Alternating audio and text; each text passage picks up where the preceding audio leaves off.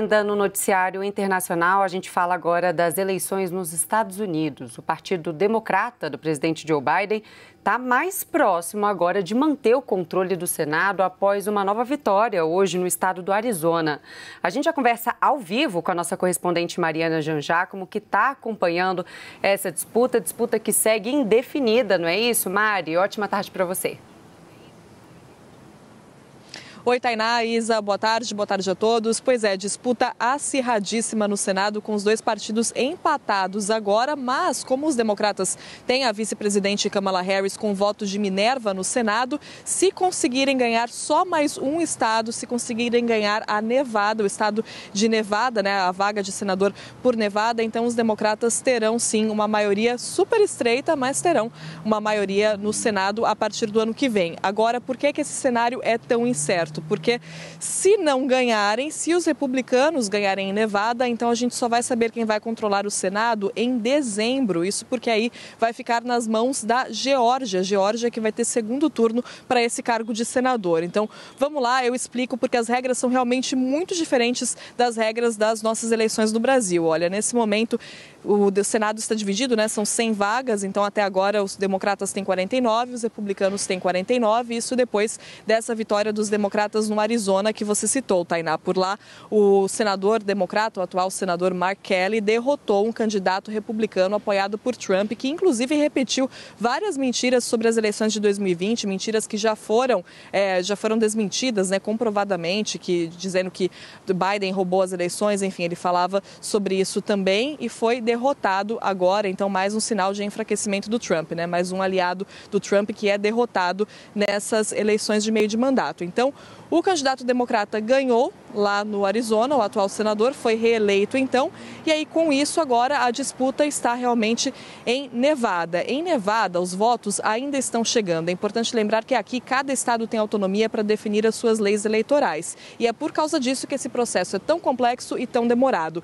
Nevada vai aceitar votos que chegam pelo correio até hoje, desde que esses votos tenham sido enviados até a terça-feira, que foi o dia oficial de eleições. Então os votos ainda estão chegando por lá, o estado ainda está contando esses votos que chegam pelo correio e, além disso, ainda tem um prazo que acaba na segunda-feira, que é um prazo para as pessoas corrigirem votos que estão faltando alguma coisa, faltando uma assinatura com algum tipo de erro. Então ainda tem esse prazo de até segunda-feira para a correção dos votos. Por isso a gente não sabe exatamente quando que a gente vai saber qual o resultado dessa disputa em Nevada, que é uma disputa decisiva. Como eu disse, se os democratas ganharem lá, se realmente conseguirem conquistar a vaga no Senado, no estado de Nevada, então está decidido, está definido que a maioria do Senado é dos democratas, muito estreita, mas é sim uma maioria dos democratas a partir do ano que vem. Agora, se perderem para os republicanos em Nevada, então a gente vai ter que esperar até dezembro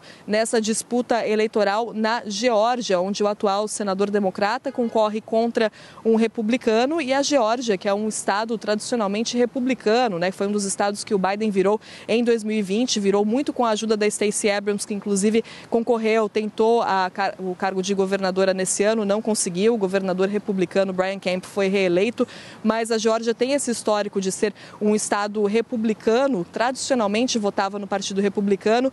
Em 2020, o Biden conseguiu virar, muito por causa da ajuda da Stacey Abrams, que ajudou a melhorar ali as condições de voto de comunidades que não tinham tanta representatividade, não conseguiam votar. Então a Stacey Abrams fez muito esse trabalho de aumentar o número de votos de comunidades que não votavam tanto, lembrando que nos Estados Unidos o voto não é obrigatório, e aí a Geórgia virou de um estado republicano para um estado que a maioria votou no candidato democrata. Então, esse é o histórico, por isso que os olhos já estavam voltados para a Geórgia desde o começo dessas eleições de meio de mandato, porque já se sabia que a Geórgia poderia ser um estado onde tanto o republicano quanto o democrata poderia ganhar. A gente não tinha como saber. E agora, mais ainda, né? Dependendo do que acontecer em Nevada, então, vai ficar realmente nas mãos da Geórgia quem terá o controle do Senado no ano que vem. E isso é muito importante, não só para os próximos 2 anos do mandato de Joe Biden, que, claro, precisa do Congresso para governar, mas porque também já começa a delinear o cenário para as eleições de 2024. E tudo isso que eu falei, claro, se refere ao Senado. Na Câmara dos Deputados, o cenário é um pouco mais claro, com os republicanos republicanos com vantagem, ainda não chegaram a atingir a maioria, mas muito provavelmente terão sim a maioria na Câmara dos Deputados, pelo menos. O cenário mais incerto é realmente no Senado, essa situação bastante complexa e muito diferente das nossas eleições, né? Isa e Tainá, de volta com vocês. Pô, é demais, é assim, né, Mari? A passos de formiguinha que a gente vai acompanhando os resultados das eleições aí nos Estados Unidos. Muito obrigada, viu? Até já.